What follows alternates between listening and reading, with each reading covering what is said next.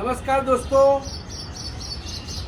भारत में चाहे कोई भी समुदाय हो या राष्ट्र हित हो, देश हित हो, तो उसके लिए केवल एक बहुत ही बड़ा एक मैदान है जो है हमारे दिल्ली में, राजधानी में रामलीला मैदान। आप देख सकते हो, थोड़ा दिखाना सर। ये रामलीला मैदान ऐसा एक जगह है जहाँ किसी भी समुदाय को या किसी भी आदमी को कोई भी किसी भी तरह का कोई परेशानी हो तो वो लोग यहाँ आते हैं और अपना कार्यक्रम करता है। पिछले साल जो हमारे सरकारी विभाग के अन्य कर्मचारी जिनको ओल्ड पेंशन का लाभ नहीं, उसके चलते यहाँ बहुत भारी संख्या में वो लोग इकट्ठे हुए। मैं यहाँ खुलेआम बोल रहा हूँ कि जो ऑप्स की डिमांड कर रहे थे उनको यूपीएस यूनिफाइड पेंशन स्कीम, उसके चलते जो हमारे जो अन्य कर्मचारी है उन्हें बहुत ही अच्छा प्रदर्शन किया है। यानी मैं उनको सैल्यूट करता हूँ कि जो आम नागरिक है, कोई शिक्षक है, कोई रेल विभाग का है, कोई टेलीकॉम कंपनी का है, उन्होंने इतना संख्या भर दिया, बहुत भारी संख्या में, जिसके चलते सरकार घुटने पर आ गई और उन्होंने एक निर्णय लिया यूपीएस। तो 60 साल के बाद जो रिटायर्ड होगा वो तो हमारा कोई भी सरकारी कर्मचारी, लेकिन जो देश का जवान है, सरहद की सुरक्षा कर रहा है, आंतरिक सुरक्षा में अपना योगदान दे रहा है, खुद हमारे प्राइम मिनिस्टर, राष्ट्रपति सभी की सुरक्षा कर रहा है, उनके लिए क्या? उनके लिए कोई सुविधा नहीं है, कोई सम्मान नहीं है। आज की डेट में भी वो लोग न्याय एक गुहार लगा रहे हैं कि माननीय यशस्वी नरेंद्र मोदी साहब जो अपनी दिवाली, होली, सारे त्योहार जवानों के बीच में मनाते। अभी फिलहाल जो कश्मीर में जो कार्य हुआ, जो आतंकवादियों ने जो कायरता पूर्ण कार्य किया है, उसका हम सख्त विरोध कर रहे हैं।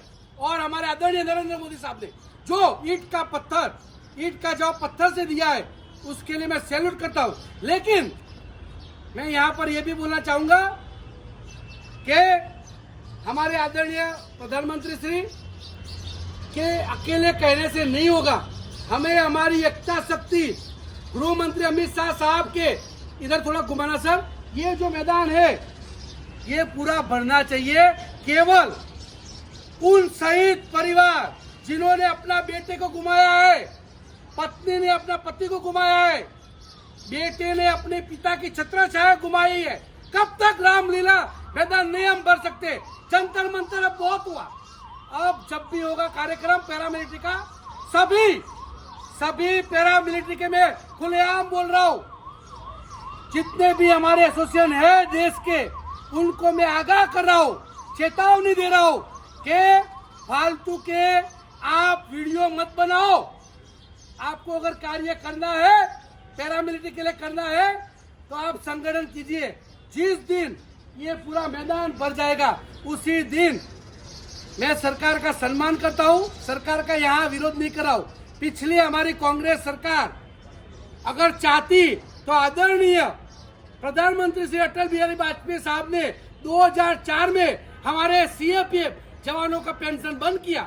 अगर वो चाहती कांग्रेस सरकार तो उनके 10 साल के माननीय हमारे प्रधानमंत्री श्री मनमोहन साहब की सरकार थी, वो कर सकती थी, लेकिन उन्होंने नहीं किया। इसलिए मैं उनका सपोर्ट नहीं करूंगा। लेकिन मेरे को पूर्ण विश्वास है हमारे आदरणीय प्रधानमंत्री नरेंद्र मोदी साहब के ऊपर कि जरूर उन तक, उनके कानों तक ये बात पहुंचेगी। तो कानों तक बात कैसे पहुंचेगी? भाइयों, दोस्तों, आप तैयार हो जाओ। ये रामलीला मैदान केवल पैरामिलिट्री से ही भरना चाहिए। पैरामिलिट्री के जवान आज की डेट में हमारे आदरणीय गृह मंत्री और सरकार ने तुरंत सेना की छुट्टी नहीं, हमारे पैरामिलिट्री के जवान की, क्योंकि वो भली भांति जानते हैं शांति का समय हो या युद्ध का समय हो, पढ़ाया जाता है। आईपीएस आईएएस हमारे अधिकारी वो बोलते हैं कि भाई आप तो युद्ध के समय के लिए नहीं हुए, युद्ध के समय के लिए केवल आर्मी के लिए आर्मी आती है। तो यहाँ पर मैं बताना चाहता हूँ, जब आपातकालीन परिस्थिति आती है तो देश के दोनों लाल सपूत पुत्र, चाहे वो पैरामिलिट्री का हो या मिलिट्री का जवान, देश के लिए अपने प्राणों कि परवाह नहीं करता, प्राणों की भी चिंता करे बगैर, अपने घर परिवार की चिंता करे बगैर देश के लिए समर्पित है। तो ऐसे जवान जो सीएपीएफ के जवान है, वो केवल आदरणीय प्रधानमंत्री और गृह मंत्री या सरकार के चलते नहीं, हमें अपनी एकता शक्ति दिखानी पड़ेगी। यहाँ पर आने वाले समय में संगठन मजबूत होगा। संगठन के माध्यम से आदरणीय प्रधानमंत्री श्री और सरकार तक एक बात पहुंचनी चाहिए। जिस दिन यह बात पहुंचेगी उसी दिन सीएपीएफ का फैसला हो जाएगा। इसलिए दोस्तों क्लियर कट है। मैं यहाँ पर एक और बात बोलना चाहूंगा। दिल्ली हाई कोर्ट ने आदेश दे दिया कि CAPF arm force of union है, तो क्यों भाई इनको लागू नहीं हो रहा है सेना की तरह सम्मान? इसका केवल एक ही बात है कि हमारा संगठन नहीं है। संगठन मजबूत कीजिए।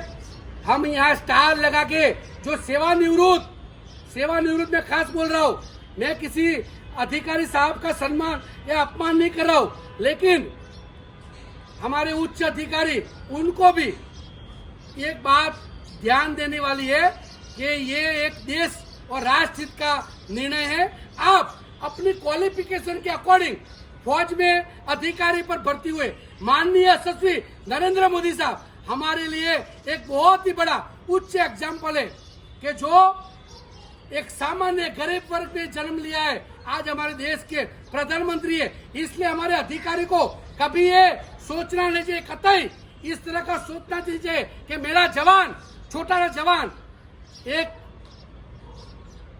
गब्बर बैग अक्षय कुमार का पिक्चर उसमें भी दिखाया है, बार बार एक कांस्टेबल का अपमान किया जा रहा था, लेकिन एक अधिकारी उसका सम्मान कर रहा है। क्योंकि यहाँ पर एक देश के सवाल है, देश के हमारे पैरामिलिट्री के जवानों का सम्मान की बात है, तो यहाँ ऊंच नीच रैंक इसको साइड में रखते हुए हम सबको एक होके संगठित होके बाबा साहब अम्बेडकर के विचार को देखते हुए जिस दिन हम संगठित होंगे और यहाँ पर बड़ी संख्या में हम लोग इकट्ठे होंगे, केवल हमें इकट्ठा ही होना है उसी दिन।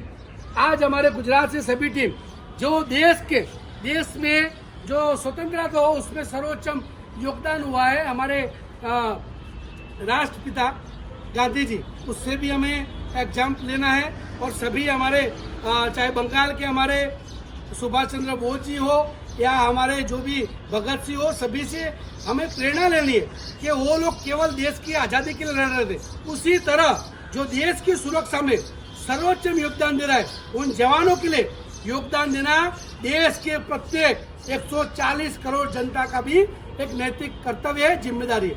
मैं सभी से आह्वान करता हूँ, दोस्तों आइए, साथियों आइए। कोई ये विशेष पैरामिलिट्री संगठन का ये कोई अभियान नहीं है, देश का अभियान है। सभी जुड़िए, तभी हमारे जवान जो देश के रक्षा, सरहद की सुरक्षा करते हैं, आंतरिक सुरक्षा करते हैं, साथ साथ हमारे वीआईपी राष्ट्रपति हो गए, वीआईपी तो वही है ना सर, उनकी भी सुरक्षा करते हैं, तो उनको पेंशन का, एक्समेन का, शहीदी का दर्जा होना ही चाहिए। और ये जो समकक्ष सुविधा है वो होनी चाहिए, उसी के लिए सभी लोग इसका समर्थन कीजिए। नमस्कार, जय हिंद, जय भारत।